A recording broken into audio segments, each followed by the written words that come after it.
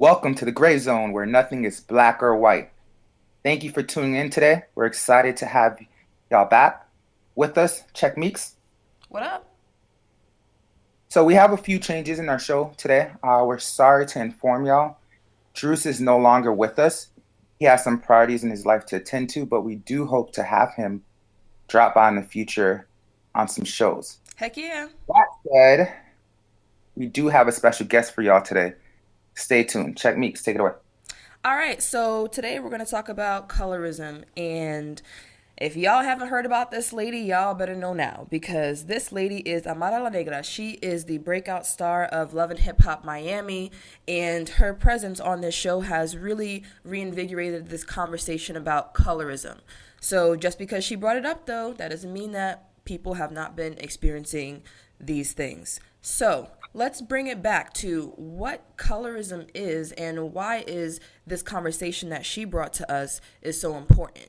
So colorism pretty much means that you are grading people of the same race or background based solely on their skin tone from dark to light. And each hue that you are, that is going to then add on a specific value to your life, right? So there's been a whole bunch of studies about this. In 2006, the University of Georgia study found that employers of any race preferred light-skinned black men to dark-skinned men regardless of their qualifications. Sociologist Margaret Hunter writes in her book, Race, Gender, and the Politics of Skin Tone, that Mexican Americans with light skin earn more money, completed more years of education, live in a more integrated neighborhoods, and have better mental health than do darker skinned Mexican Americans. And in 2013, researcher Lance Hannon, Robert DeFinga, and Sarah Brunch also found that black female students with dark skin tones were 3 times more likely to be suspended at school than her lighter skinned African American counterparts. So, Amara La Negra, thank you for talking about this. Also, Matthew Knowles, we're going to talk about him too because he had a few things to say about that. All right, so now we're going to get into it. Dr. P. So now we Yeah, understand I what think. colorism is, right? But how is that different from racism? All right, so I also took the liberty to find a definition. I used Urban Dictionary. Excuse me, guys. I just make that work for us today. And so, Urban Dictionary defines colorism as the discrimination of African Americans by skin tone in their own community, usually subconsciously done, as most blacks don't realize they're doing it until some dumb rapper or famous person makes a stupid, untrue statement about darker toned women. And Mm. so, the difference between colorism and racism, right? The way my mind works, I look at it all one and the same. However, there's levels or layers to this, right? As Meek Mill would say. So pretty much colorism is the discrimination of people within a racial group, while racism is against an entire racial group. So kind of like the idea, and I'm not really a good one for analogies, but if you have Pepsi versus Coke, right? And everybody loves their Coke, and Pepsi's getting discriminated against. But even within the Pepsi line, you have, you have different sorts of Pepsis. You got cherry Pepsi, vanilla Pepsi, Diet Pepsi, etc. Within Pepsi, each of these own individual lines of soda are also treating each other poorly based on their color or tone. And so that's the difference. That's true. And I also have to add one point. The other point is that remember, racism is systemic. There Mhm. are laws and other things that are put into place to maintain the oppression and division between the races. So pretty much just to clarify for our viewers, you're saying that the system is designed in a way that makes it tougher or adds extra barriers to people of certain backgrounds. Is that what I'm getting? Yes. Awesome. All right. So, racism, I'm sorry, colorism. See, even sometimes I get confused. Colorism, right? Colorism was actually first coined in 1983 by Alice Walker. but colorism actually existed way before then, right? The Yeah, historical okay. significance of colorism was really just based off of slavery in the United States. So we're talking about the United States now, right? We're not talking about other countries at this point. So in the United States, you got your slave Negro and you got your house Negro.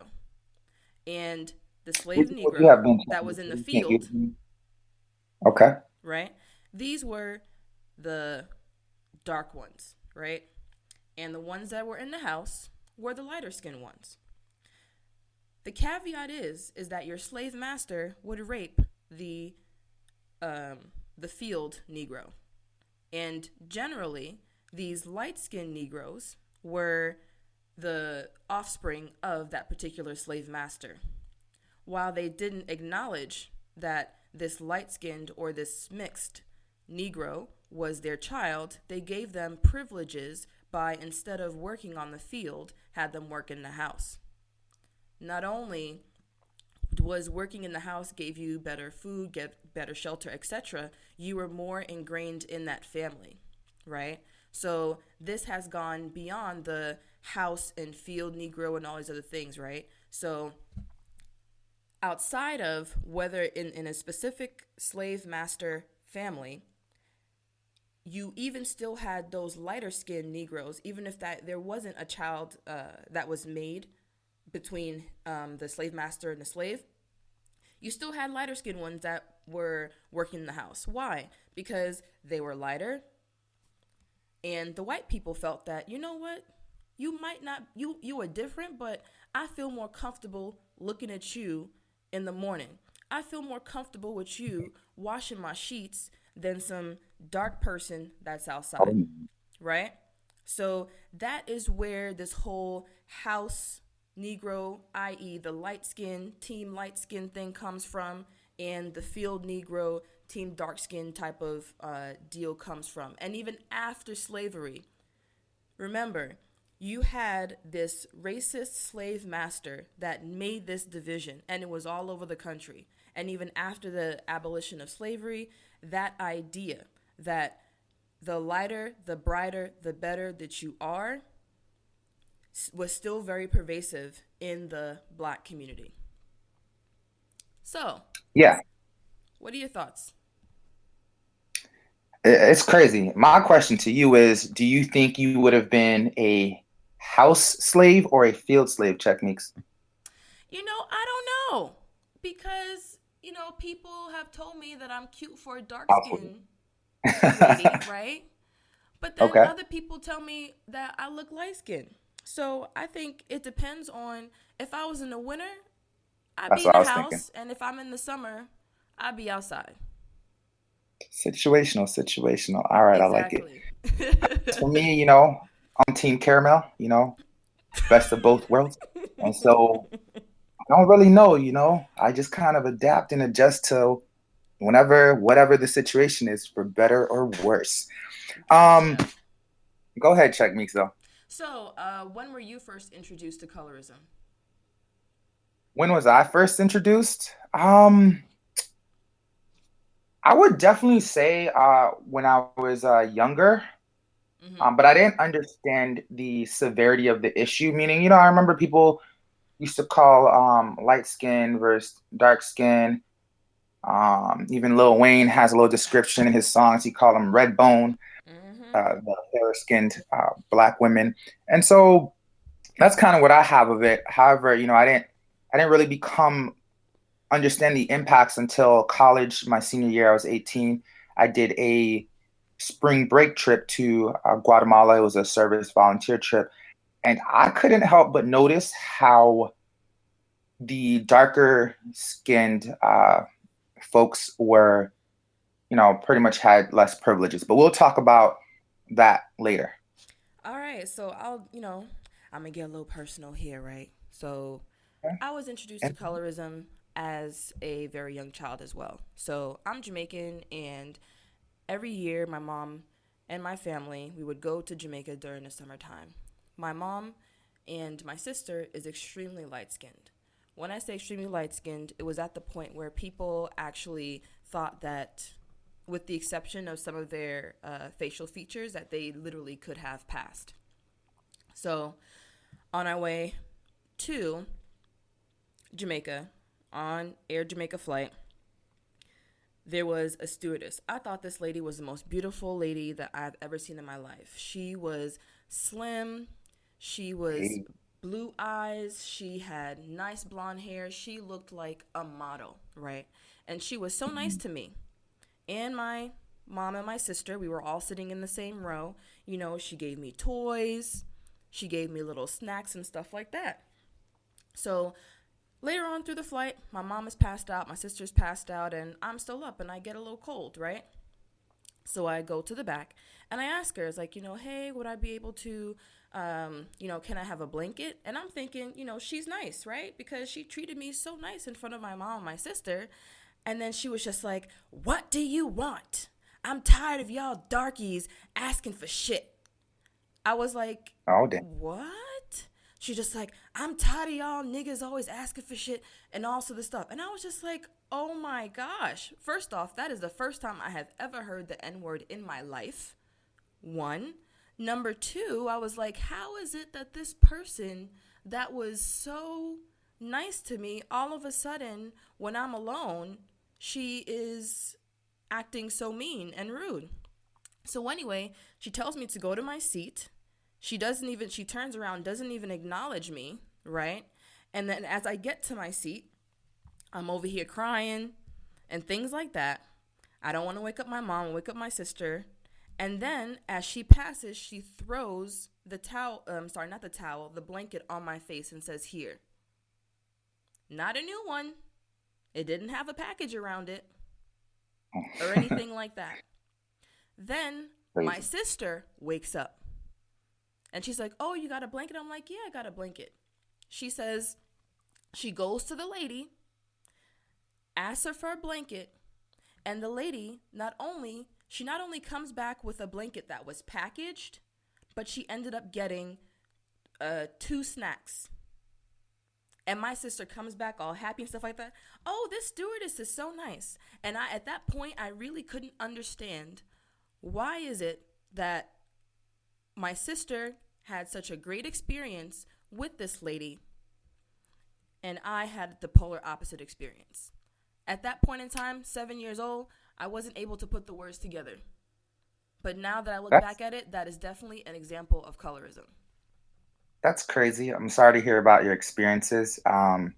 Sounds like, you're the house slave that got kicked out for a second. You know what I Mm-hmm. mean?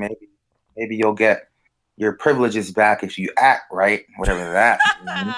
Oh Um, my gosh, okay. and yeah, that's a crazy story. Thank you for sharing such a personal story. Yeah. So, but let me ask you a question. So, like I said, my mom, my sister, extremely light skinned.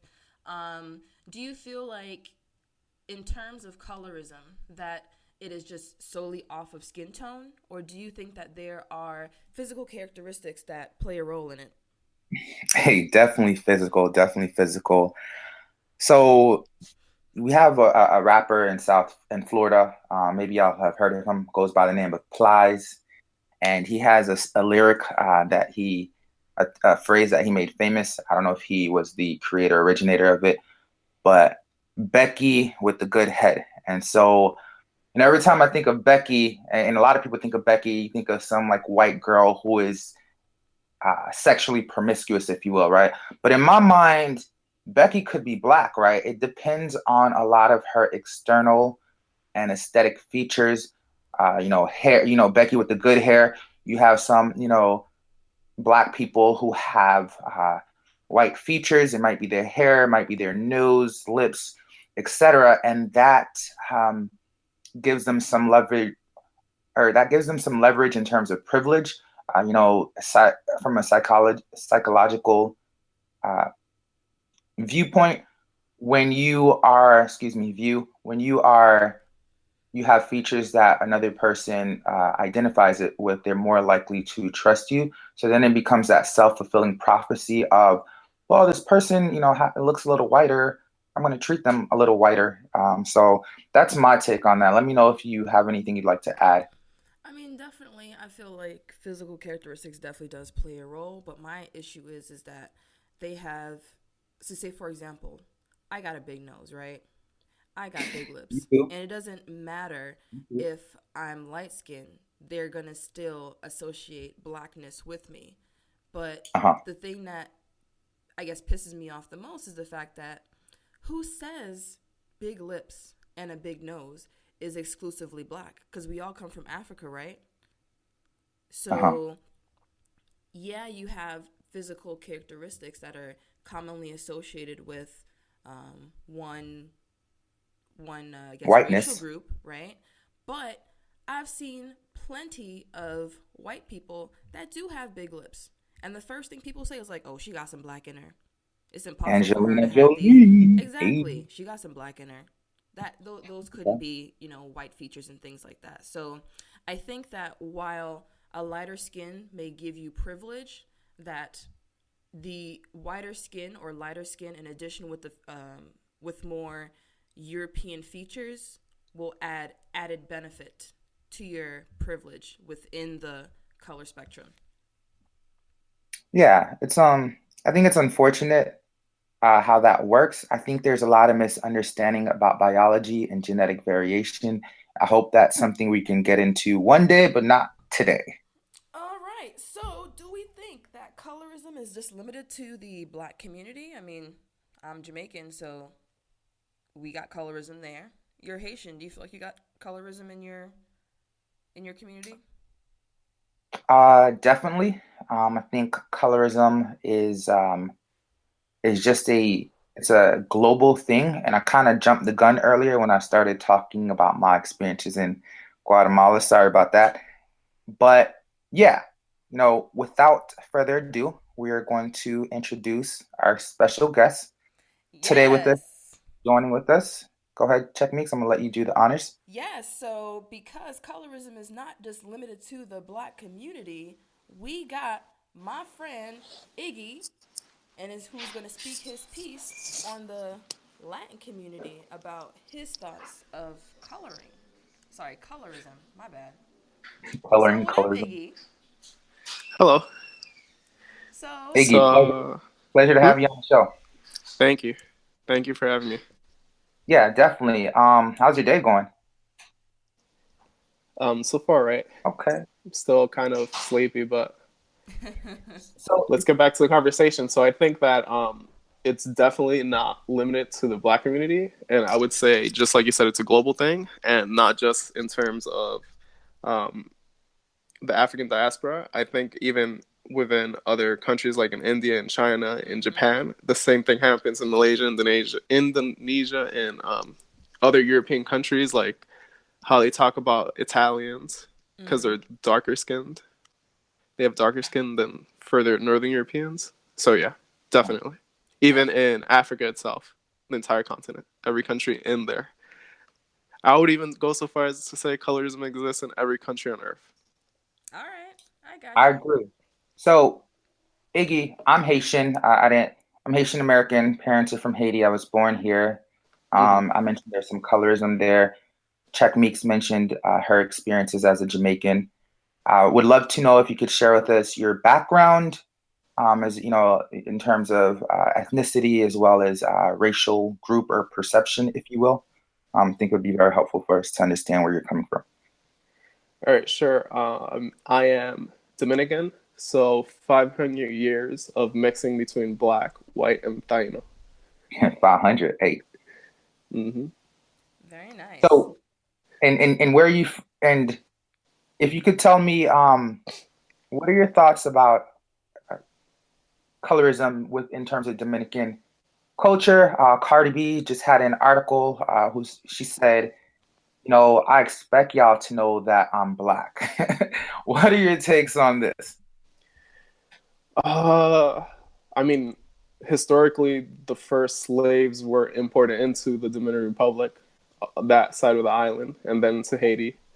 Um, so the majority of the population is either consider themselves black, which is like 15%, slash mixed, which is over 70%. Yeah. No, I mean, I know for me, I'm Haitian as well. So our I guess parents and grandparents share the same island. I know there's a lot of mixing, A lot of people are unaware of the dictator who goes, the former dictator who goes by the name of Trujillo, and he pretty much tried to mix, uh, you know, blacks or Africans with Europeans, and even went so as far as to have white statues.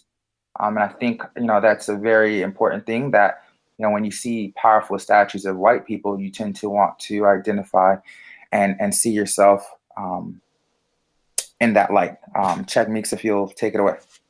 All right. So I was, reading the comments that people wrote about Cardi B saying that I expect y'all to know that I'm black, right? Because we know that Yeah. she's Dominican and she's Trinidadian. But if you look in the comment section, you'll find out what people really think.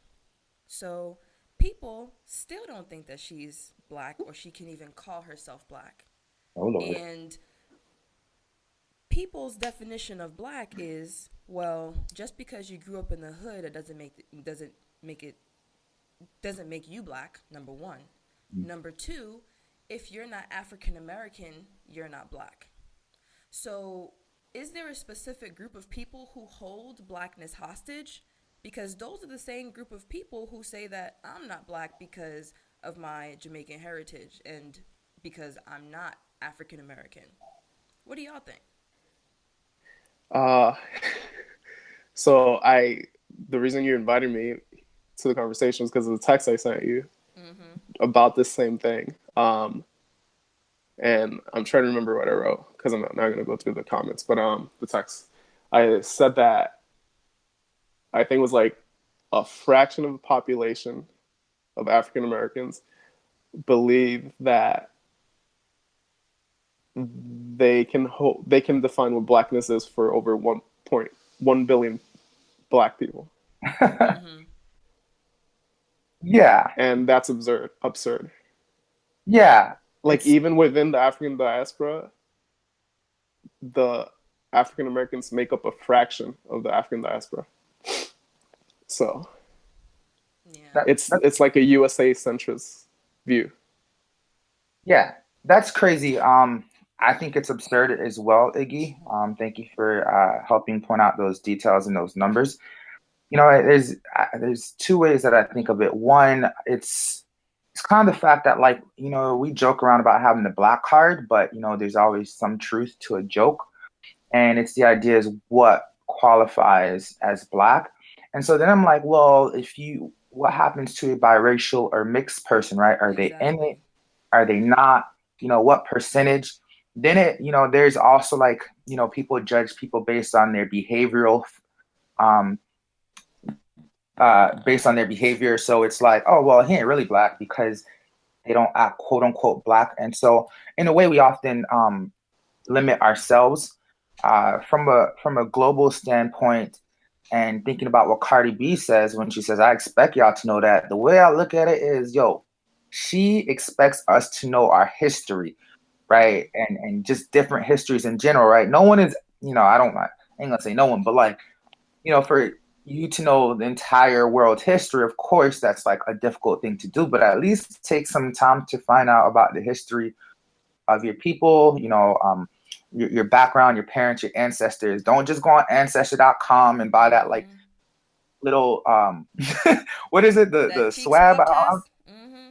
Yeah, I don't even know how that works. I'm not saying don't do that by all means, like, if you want to do that, but it does not give you the story as to what happened, and so Mm-hmm. that's my take on it. All right, I will cool. say don't. I'll say don't do it. Don't sell your genetic information. Don't what? No. Don't give away your genetic information. Oh, I mean, But that's another whole topic. that's another whole topic. Like I said, genetic variation. Maybe we'll invite you back to that show. All right, so Huh. we're gonna keep it pushing because time is running, it's coming kind of short. So, all right, Iggy, what are your thoughts on this pervasive idea that Latinos aren't or can't be black? There's ignorant people everywhere. Mm-hmm. That's my thought. Okay. Yeah, straight up. Like, because when I was talking about the African diaspora, the largest, like, it pretty much is Latin America. Mm-hmm.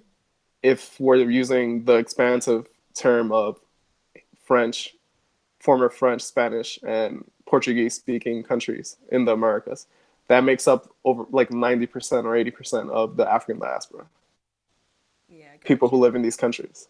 So then let me ask you a question. So then why is it that a whole bunch of, I mean, I have friends that are Dominicans, right?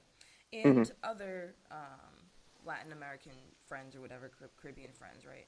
And they will always say that, you know what, I'm Latino, or I'm Dominican, or Mm-hmm. I'm Peruvian, or I am Cuban before they say that they are black. Mm-hmm. Even though you have the mixtures of all of these different races together, why is it that the nationality of the person is more important or comes first as opposed to them identifying themselves as black or even accepting the fact that they are black? I'd say it depends on the person Mm-hmm. and the country. But I have like a good quote here that I really like from Torres Salon. He's a scholar at the Dominican Institute at CUNY. Mm-hmm. But I'm just going to read it about this topic. Um, so it starts here. My friend Alfonso Monera, the eminent historian from the University of Cartagena in Colombia, who has written widely on blackness in the Caribbean coast of Colombia, laughs when he hears outsiders criticizing Cartageneros for not calling themselves black. Only half tongue in cheek, he says, "You know why? Because they're not stupid. If they've been told for 500 years that blackness is a bad thing, why would anyone want to be a bad thing? The fact that Cartageneros or Dominicans do not use a language of black self affirmation does not necessarily mean that they don't recognize their African origins or that they do not uphold their human dignity as such. There's an unfortunate metaphysics of language going around in the scholarly community and in the media that care so much for what people say that they seem disinclined to even look briefly at what people actually do. The fact is, we do not have a universal language for speaking about race. Words, too, are historical. The language that people use to name their racial identity in the Americas will vary from place to place as a result of the particular characteristics that the colonial transaction took in each given locales or historical moment.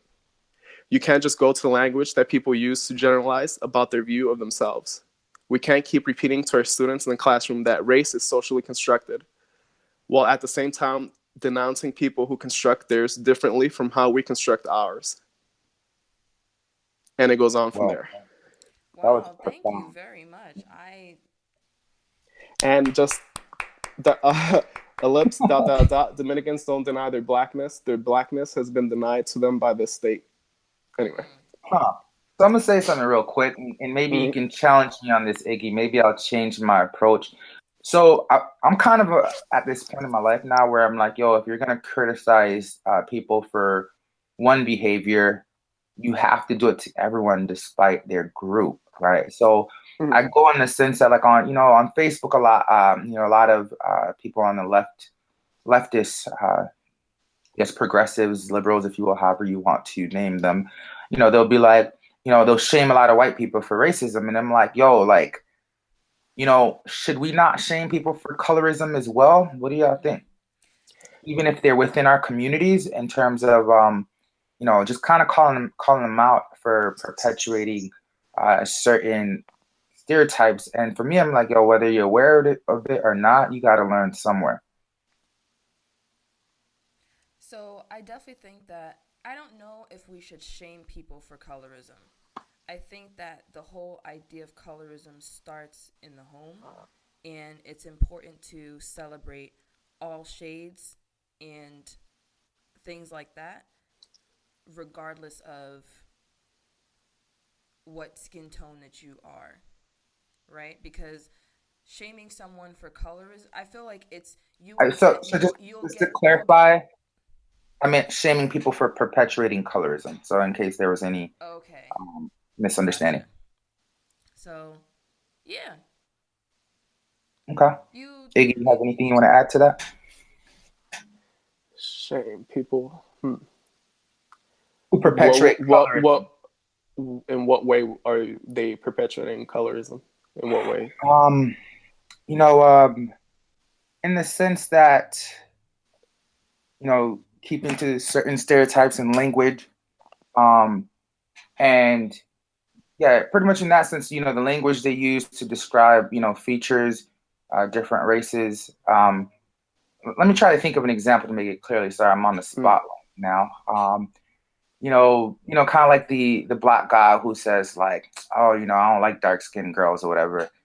That type of thing to kind of, I think, I think there's power in shaming, whether someone is affected by it or not, but letting them know, hey, that behavior is not okay. And it, I think we sometimes look at shaming as negative, but I think if you do it right, and then the person's like, why are you tripping for whatever, and then you kind of that gives you an opportunity then into the conversation to help educate them. You know what I mean? So not necessarily as a lot of people do it and just shaming beliefs that they don't like without taking the chance to, as an opportunity or a learning point. That's how I think of how shaming could be helpful. I see you. I would say for that example, no, Okay, because that's a personal preference in terms gotcha. of what they are sexually attracted to. Okay, But I would say that we should definitely be shaming yeah, companies, or like I don't think we should be for like stuff like you, like examples like that. We shouldn't be using shame, okay, but definitely shame or something when it impacts like our our like a person's well-being, their their livelihood. Like if companies, like Shamika was had quoted how like if you're lighter skinned you get $5,000 more, things like that should like that's where shaming should be used. Yeah, okay. Check definitely. mix. How we doing on time? Because I want to actually challenge that. Just and I'll take like maybe a minute. Okay, you could take a minute. I mean, we got like 10 left, and we still got some Okay. people we need to talk about. So go ahead. All right. Cool. Mm. So, not Iggy. Definitely great point. I saw on Facebook the other day someone said, "Oh, what do you think about people who said, oh, they don't date black people because it's a racial preference?"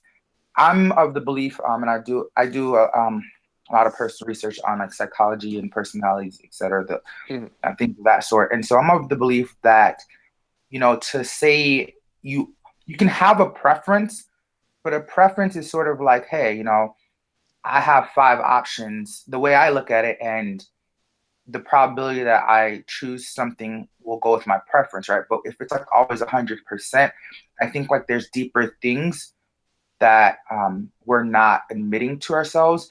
And so it's like, and I think about like that example I gave, I was just a general example to get the point across.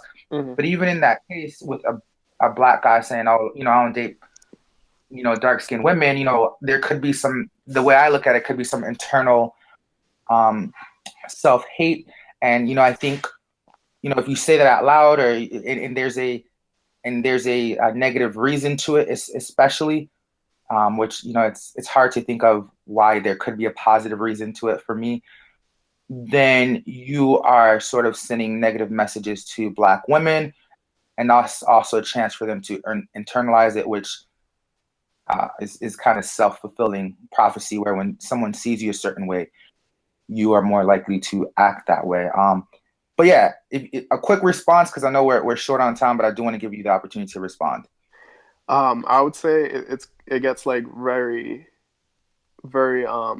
complicated if we were to go Sure. into that. But Yep. I get where you're coming from, and I agree. Like, why is that person even stating that? They're signaling something that they're Yeah. even announcing it publicly. Okay. All Thanks. right. Appreciate So that. Check me. since you moved it on to dating, let's talk about colorism and dating. And so, Dr. P, you talked about preferences, and you mentioned how having these constant preferences might not necessarily be a preference. It could be an internal struggle. Iggy, what are your thoughts on colorism and dating? I have very few thoughts on that at the moment. Okay, Start the conversation. I might that's chime in. fine. So, Mm. I actually had a conversation with one of my colleagues. He is Indian, and he's from the way he described it is like the middle part of India. And he said that northern India, they are very light skinned. In the middle part, they can be a wide variety of hues. And in southern India, these people are generally very dark. And he comments that these people often are, would, if they were in the United States, would even be darker than black Americans.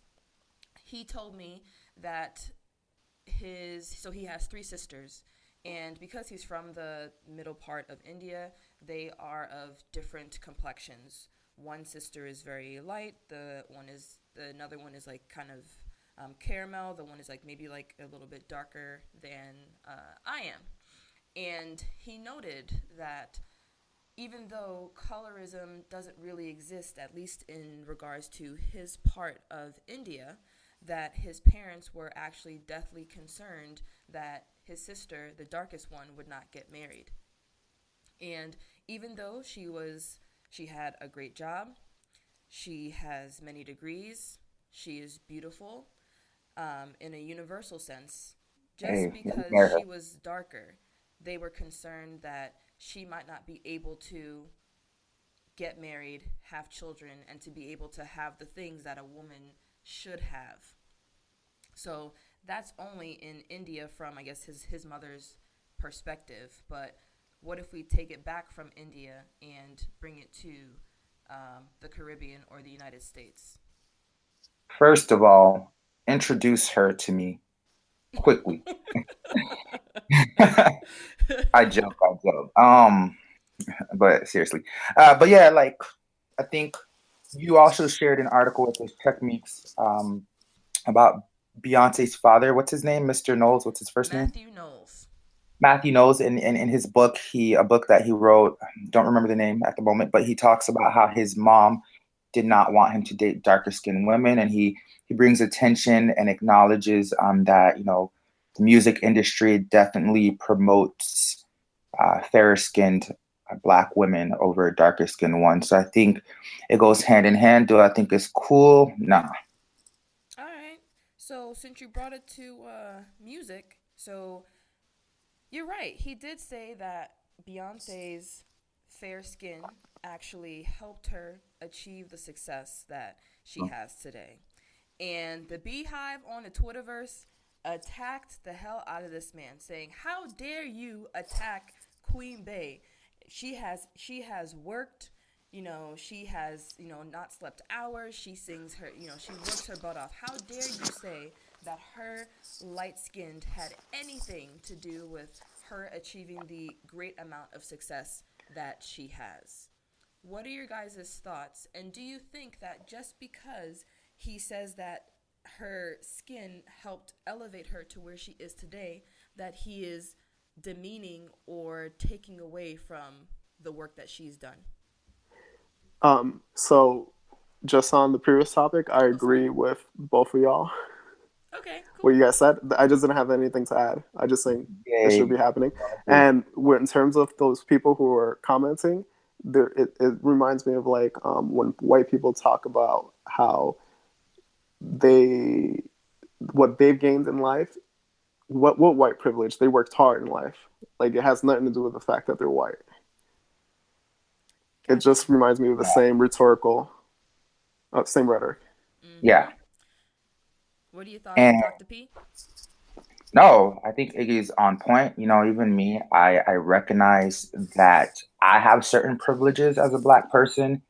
I'm sitting on 2 degrees, one from a top five liberal arts college, a master's in education, halfway through business school, at a top 20 institution, if I decide to finish. But there's a lot of things that um, I recognize that having gained access to these institutions have given me a whole new perspective, viewpoint, exposure, and something that the everyday black person cannot. So, when white people can't even acknowledge it, me acknowledging my privilege does not make me any less of a person, right? I think people Mm-hmm. tend to think that, hey, just because you acknowledge it means you didn't work hard for it. It's just understanding you had less barriers or more doors opened or both of them combined, right? So that's how. Exactly. Because you know what?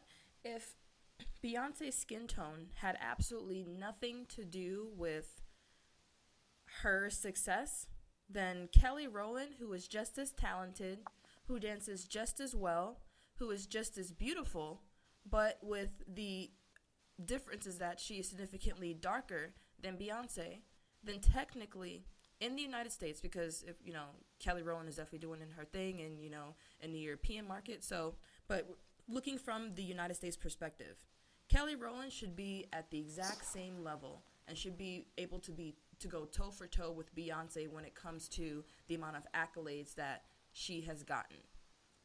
So I don't know if I'd say exact. Beyonce is on Team Jay Z, and I that mean, brings yes, you have those other things as well, but what I'm yeah, saying is just that Kelly Rowland is underrated. She is just as sure, talented, she's beautiful, all these sure, other things, right? gotcha. And so Okay.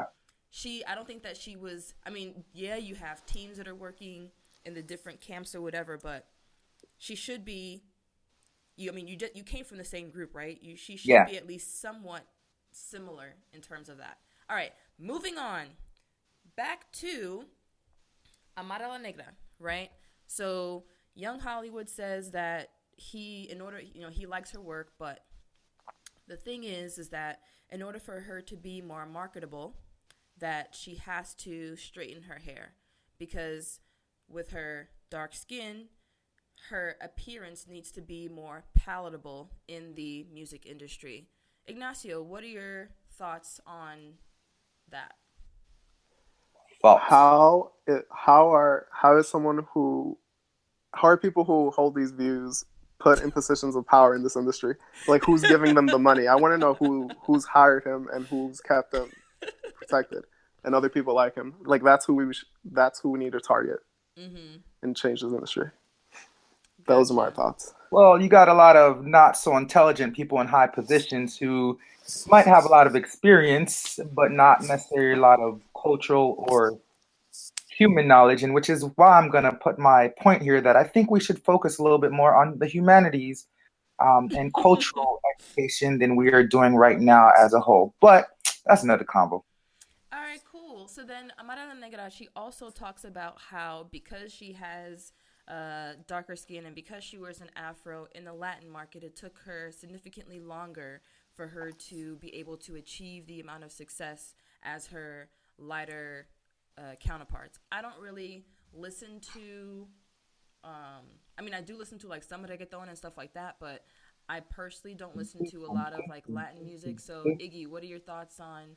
Do you notice any of these differences that she points out in listening to Latin music? What are your thoughts?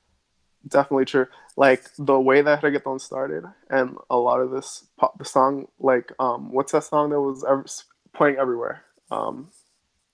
Ah, Like Despacito. yeah, that there we go. that's It's like fascinating. reggaeton light, and like the with Luis Fonsi, like so it was originally darker skinned Puerto Ricans and other Latinos and Panamanians who came up with the music, and they were like moderately successful. But as it got more popular, you notice that it was lighter and lighter skinned Mm, artists who were on the radio, who were in the on the music video shows, and until you get like Maluma, the Colombian, um, and Luis Fonsi and Shakira, Yeah. who are like having the hits, and you don't hear the other people you Hip don't see hop. any more dark skinned reggaeton artists. Like there's one that I can think of, maybe two, who are getting airtime right now, Yeah, and who I'll say hit it big outside of like the Caribbean. I'll say this. She is definitely paving the way for others behind her to feel comfortable in going her route. And so I think that in itself is a good thing, and that, the people kind of start to pave a path. They're they usually have one of the toughest challenges because they're one of the first to do it. So I just want to salute her for that. Um, and hey. and lastly, I'd say, as a business school student, business kind of minded, I wonder what it is about cultural differences, and this is a conversation for another time, that I think can have some advantages in terms of being able to create a system or a structure that helps you monetize your talents, right? And I say that because black people are hella talented, but why we ain't got no money for that? You feel me? So yeah. All right, cool. And Iggy, I just wanted to piggyback off your last point how when in reggaeton, how it started with the darker skinned people, and then as it became more popularized, you saw more lighter skinned people that were at the forefront. This then brings me right back to the whole Nefertiti situation. I don't know if y'all heard about it, so I'll just bring y'all up to speed. Pretty much, we know that Queen Nefertiti lived crap ton years ago, right? And we have a whole Nefertiti statue that's going on in Egypt. I'm sorry, Nefertiti pyramid. Her face is on a pyramid in Egypt. And then on the Today Show last week, this guy says, he's done a whole bunch of research. This is a white guy, by the way. Does a whole bunch of research, and he does a 3D reconstruction of how Nefertiti is supposed to look. And once they unveiled how Nefertiti is supposed to look, she is essentially whitewashed. She has green eyes. She has European features. And how is it that the people who actually saw Nefertiti, who actually chiseled her face into the pyramids, got it wrong compared to this white guy who goes in some caves, tries to do some research?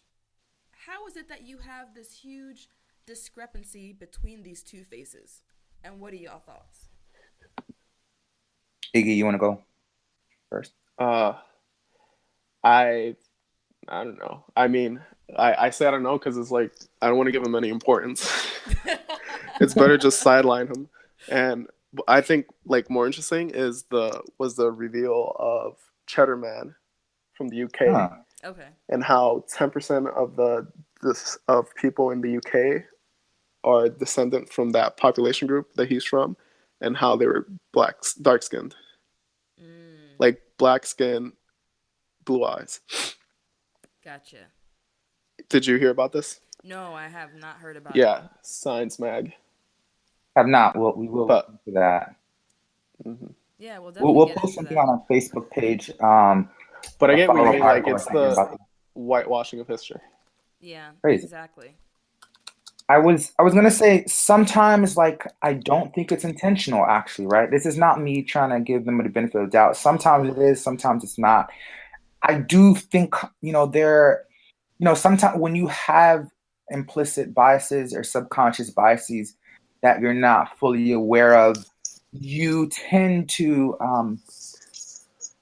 manipulate the data or whatever research it is you're doing to favor a certain outcome, right? When you lack a certain level of awareness. So that's the benefit of the doubt that I am going to give him. I And am my giving this last, man no benefits of no doubts okay. because people have been whitewashing our history for so long. Why do you Well, even think that the nose off the Sphinx have been destroyed? Because it goes back to how I was talking about before that even though you have facial features that are in all of the all the races like big nose and stuff like that, that the fact that they people ascribe having large noses to the African diaspora, that the nose of the Sphinx and of these not on all the pyramids were taken off because people didn't want to know that you had people who were darker skinned, who were black, that were in power. So two things. I'll reference the movie Get Out by Mr. Peel. So just think about that. And I'd say that it's not just black people that are being whitewashed. I also think it's white people being whitewashed, right? Okay. Meaning there are just some white people who are just freaking sorry, holding my anger, um, who just are just completely oblivious. You know what I mean? So Mm-hmm. and I think it goes to level of intelligence. Just because you're a scientist And some people gonna hate me for this. Doesn't necessarily mean you're intelligent. It doesn't mean you're smart. You know. Gotcha. All right. So, last question, since we are actually over time, but this was like a great conversation. What do I you agree. think that we can do as a people on the individual level or even a larger level to kind of decrease this colorism that is going on within these groups? Is there anything that we can do? Definitely. I think it's just starting a conversation, challenging our own biases. When someone comes into our place of work, place of whatever it is that we do, and they're a little darker, immediately say to yourself, "Hey, these are things I knew usually get. These are things I usually think about these types of people or perceptions I get. Let me make sure to do my best to keep that in check." Lastly, I also think the movie Black Panther. Hey, like everybody's like blacker than a mofo on that. Excuse my language, but like I think that's a great start. Iggy, what do you think? I think we have to seize the means of production. My God. Hmm. To be Take that for what you unpopular. think. Take that for what it Mind blown. Hey, Iggy, let's chat. Let's chat sometime. is. Hmm. And for me, I think that, like I said before, one of the ways that we can do that is, we started from the home, is that once you don't have this preferential treatment in terms of treating your lighter skinned child different than your darker skinned child, being able to, have that child like celebrate the child and allow that child to celebrate the skin that they're in, not necessarily having each child think that they're exactly the same, right? Because then if we think that everyone is the same, then we don't celebrate what makes the individual unique. But if we are go on platforms that actually celebrate those things. Like there's this thing from this Latino group that's from Emory University that says celebrating every shade that we're in, things like that. Having positive promotion of skin tones, no matter what that is, that'll definitely be able to help. And then also having the representation in media, right? Yeah. Media is a hell of a drug. It influences the hell out of everybody. So if we are able to have that representation, but also a positive representation, not only having the dark skinned people being the robbers and the thugs and all this other stuff, like having representation of darker skinned people and different races doing a wide variety of things, that'll be able to at least start to challenge the stereotype. Yeah, quick reference. I wanted to bring in this book, but with because of the time, won't be able to. But if anyone has the chance, go and check out a book, "Racism Without Racist," and it's by a sociology professor who focuses studies on race, Eduardo Bonilla Silva. Not sure if I'm butchering his name, but go and check that out. "Racism Without Racist." Iggy, any last thoughts? Nope. All right. So, thank you guys for tuning in. Sorry we went over time, but this was a hot topic. Um so yeah, we really appreciate it. Keep coming in. Tell your friends, your family, your folks to tune into the Gray Zone anytime it drops. And signing off. This is Check Meeks.